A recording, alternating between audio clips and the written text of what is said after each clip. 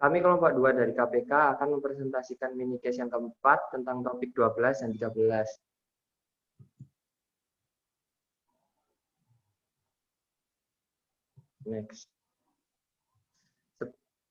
Sebelumnya kami akan memperkenalkan anggota dalam kelompok 2. Yang pertama yaitu ada saya Rahmat dari Kemas Wahyudi dengan NRP 130120076. Ya, saya Farel Adrian Jayanti Lawanto dengan NRP 130220317. Saya Ingrid Natalia Kehek dengan NRP 130220320. Saya Yohamida Kamila Tunuhan dengan NRP 130220348. Saya Naila Sasabila dengan NRP 130220350. Saya Muhammad Aksal Fidi Pradana dengan NRP 130320253. Ya, saya nih.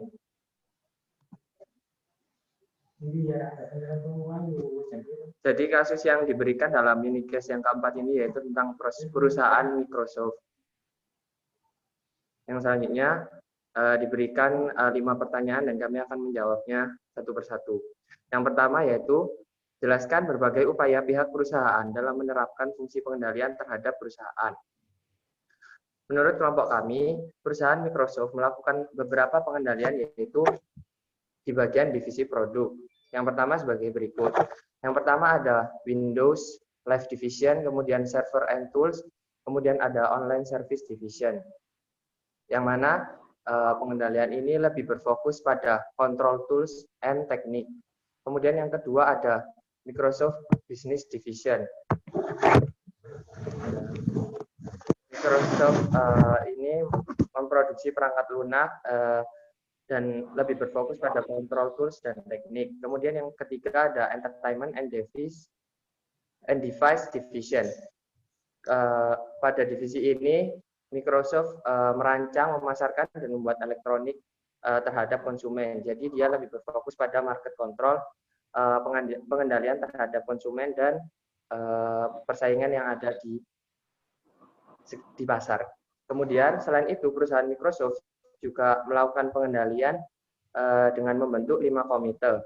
Komite tersebut adalah yang pertama audit komite, pengendalian terhadap mengurus akuntansi termasuk audit dan pelaporan. Kemudian yang kedua ada finance komite, pengendalian dalam menangani urusan keuangan seperti mengusulkan merger dan akuisisi. Jadi audit dan finance komite ini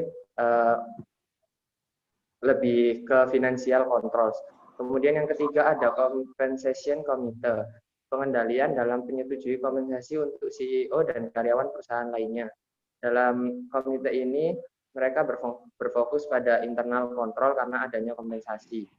Kemudian yang keempat ada governance and nominating committee, pengendalian dalam menangani berbagai urusan perusahaan termasuk pencalonan anggota dewan. Jadi dalam komite ini terdapat feedback control dan internal control. Kemudian yang terakhir ada anti-rules compliance committee, pengendalian yang berupaya untuk mencegah perusahaan melanggar hukum. Jadi dalam komite ini berfokus pada bureaucratic controls. Untuk nomor selanjutnya akan dibahas oleh kami.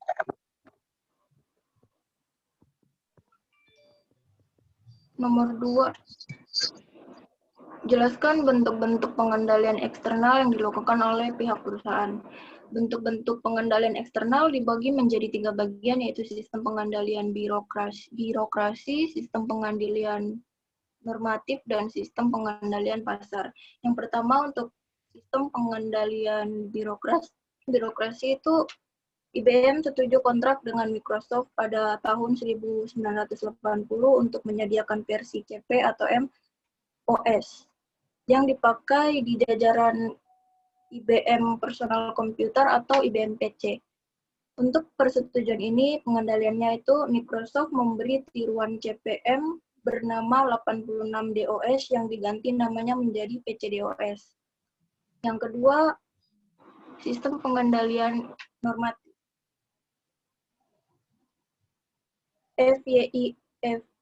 atau FYIF dipakai oleh seorang karyawan untuk menunjukkan bahwa mereka sudah mencapai tingkat kebebasan keuangan dan dapat menolak kerja kapanpun mereka mau. Yang ketiga, sistem pengendalian pasar. Setelah mengalami pemadaman server dan dianggap tidak bisa diandalkan, LSE mengumumkan pada tahun 2009 untuk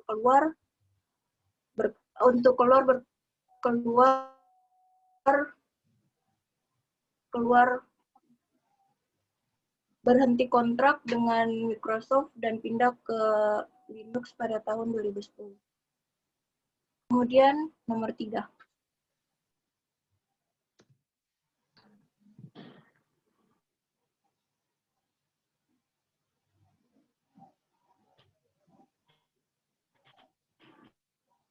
Yang ketiga adalah karena jika dilihat dari permasalahan yang ada, seperti berbagai tuduhan dan tuntutan dari pihak luar, bukanlah permasalahan biasa yang rutin terjadi, melainkan permasalahan yang tidak biasa dan memiliki solusi yang unik untuk menyelesaikannya.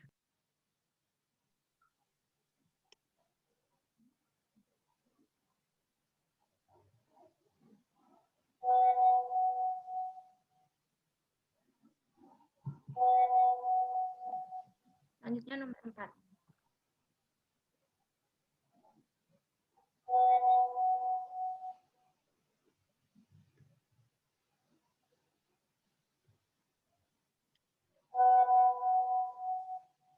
Kemudian yang keempat, jenis keputusan apakah yang dipergunakan oleh pihak perusahaan terkait dalam penyelesaian masalah?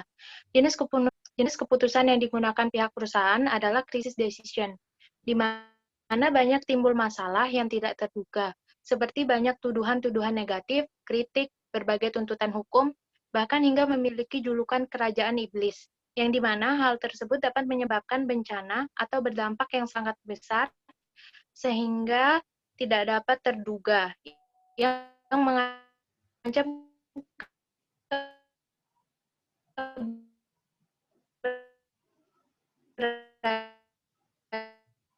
keberadaan serta kesejahteraan tidak diselesaikan dengan cepat dan tepat.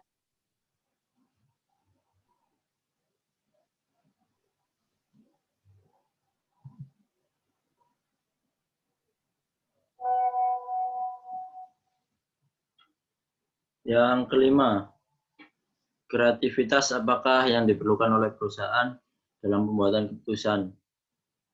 Kreativitas yang diperlukan perusahaan dalam membuat keputusan adalah fiksi creativity, karena perusahaan ini selalu melahirkan ide-ide yang besar seperti membuat sistem operasi komputer, konsol video game, telepon genggam, pencarian internet, pasar layanan digital, dan bahkan mereka akan memasuki pasar vendor PC untuk pertama kalinya.